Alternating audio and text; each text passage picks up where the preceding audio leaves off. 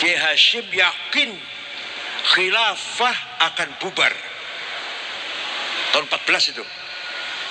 Khilafah akan bubar. Maka seandainya khilafah bubar, akan berdiri negara sendiri-sendiri. Negeri Jawi ini, belum ada Indonesia belum.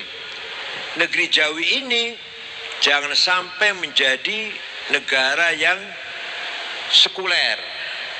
Ya bahasa Ibu Hashim Asy'ari bukan sekuler sih. Almaniyah, yang tidak beragama lah.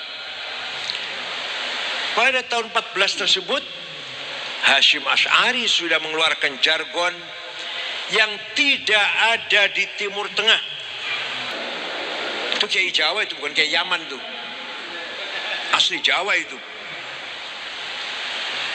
Apa artinya maksudnya? Maksudnya mengintegralkan, mempersatukan. Pernah tahun 25 ulama kumpul di Al-Azhar dari India, sekarang Pakistan lah, dari India sepakat. Ittafaqu ala alla yattafiqu. Tidak ada keputusan, bubar.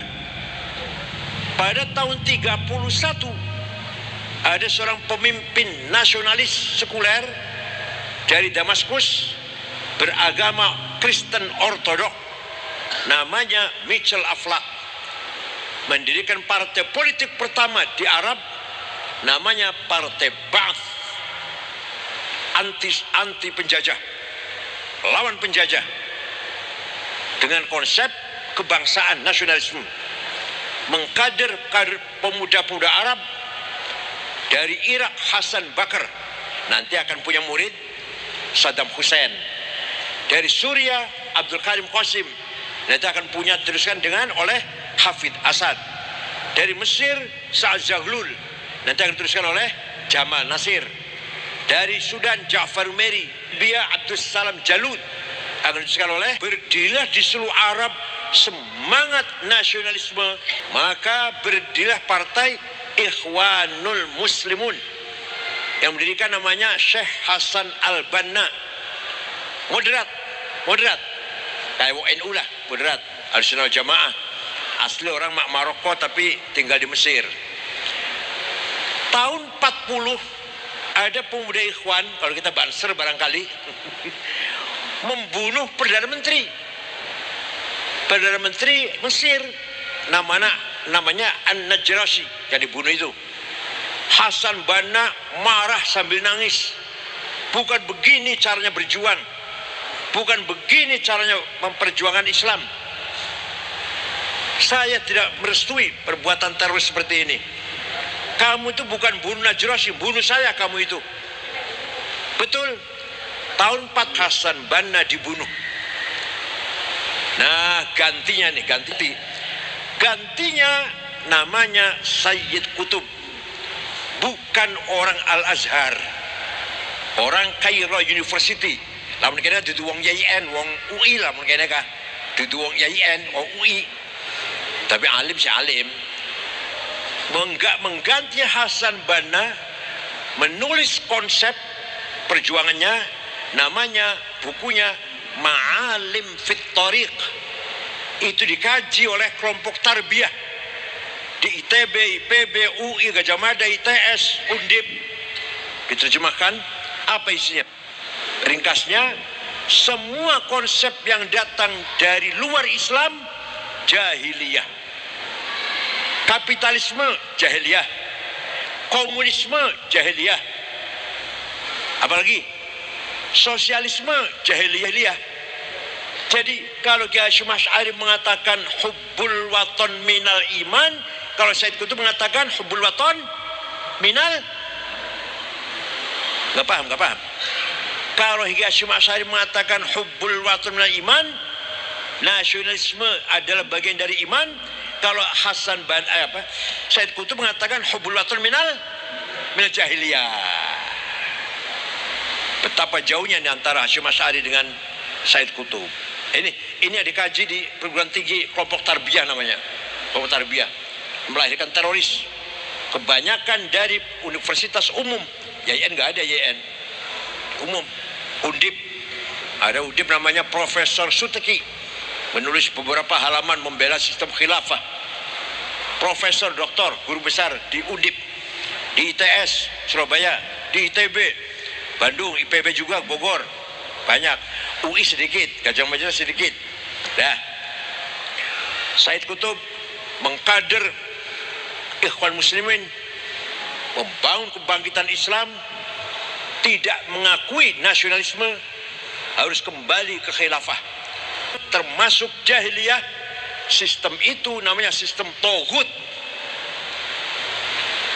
Tahun 65 mencoba kudeta, gagal. Kafir. Hufadil Quran, Turkis Sufiyah, kafir. Kecuali mereka yang enggak kafir.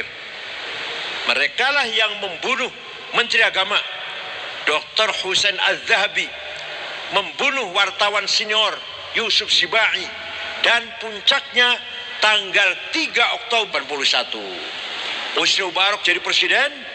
Mereka dibabat habis, pemimpinnya namanya Aiman Al-Zawahiri, jumpa dengan tokoh dari Saudi namanya Usama bin Laden. Ini harus tahu ini, harus tahu ini. Nanti ada faedahnya, saya dongeng ini ada faedahnya nanti. Mungkin Al-Qaeda dilatih oleh Amerika. Ronald Reagan mengeluarkan biaya 450 juta dolar melatih mereka untuk melawan Soviet. Soviet lari, tinggal senjatanya tadi muncul di Afghanistan, negara dalam negara. Dari Indonesia banyak, 1.500-an lebih yang ikut. Amrozi, Ali Hufron, Ali Imron, Imam Samudra, Umar Patek, Hambali Cianjur, Cirebon siapa? Cirebon. Saifuddin, Sarifuddin, Indramayu siapa? Muazzam, Kedung Wungu, Tegal Ahmad Ali, Batang Abdul Matin, Malang Tamimi. Itu gembong-gembongnya itu, belum yang anak buahnya. Mereka semua jaringan terorisme. Afghanistan, Palu, Sulawesi Tengah, Filipina Selatan dulu. Afghanistan, Filipina Selatan, Palu, Sulawesi Tengah, Bima di NTB. Di jaringan teroris itu. Nah, disitulah gerakan Al-Qaeda berdiri dan merepotkan dunia betul. Amerika kerepotan Amerika. Tapi alhamdulillah bisa teratasi. Usama bin Laden terbunuh. Muncul apa pengaruhnya gerakan ini? Pengaruhnya terhadap anak-anak muda yang bosan, jenuh dengan sistem pemerintahan seperti ini, tidak merasakan keadilan, tidak mendapatkan haknya yang benar. Pancasila tidak bisa dipercaya, tidak menjanjikan untuk membangun masyarakat yang adil, sejahtera. Pemuda lo ya, cari solusi yang lain. Pancasila tidak menjanjikan untuk kita sejahtera dan adil. Terorisme di Jakarta, Bekasi, Cianjur, sampai ada orang jual sawah, jual mobil ikut ke ISIS, berangkat sekeluarga, anak Samudra, anak Abu Jibril berangkat ke Syria, mati di sana. Wah, banyak lagi lah. Hambali Cianjur ini internasional, sampai sekarang masih di Guantanamo, di penjara Amerika, sampai sekarang masih hidup. Penuh kafir, antek Amerika katanya. Ada perempuan nyanyi dibunuh. Afghanistan lagi Maulid Nabi dibom, sholat Jumat dibom. Coba 100% Muslim. Di Indonesia alhamdulillah reformasi, peralihan dari orde baru ke orde reformasi, ada korban, ada bakar-bakar, ada krisis, ada tegang, ada 6 bulan. Begitu pemilihan umum multi partai, berapa partai pertama kali pemilu, berapa partai? 58 partai pertama kali pemilihan umum kan, setelah reformasi. Begitu multi partai berdiri, selesai sudah. Krisis nasional sudah selesai, damai sudah. Hanya 6 bulan kita tegang, korban ada, ya, bakar-bakar ada, Jakarta, Surabaya, Makassar ada. Itulah orang Indonesia yang mempunyai prinsip hubbul waton minal, antara nasionalisme dan agama terintegrasi, menyatu, nggak bisa dipisahkan. Oleh karena itu, para santri ini semuanya penerus perjuangan Syekh Sunan Syarif Hidayatullah. Syekh Hidayatullah telah berjasa besar menyebarkan agama Islam di Jawa bagian barat. Begitu pula Prabu Kian Santang Syekh Rahmatullah, begitu pula Kiku Cirebon, dan adanya siapa namanya? Bukan Subanglarang, siapa? Rana Santang.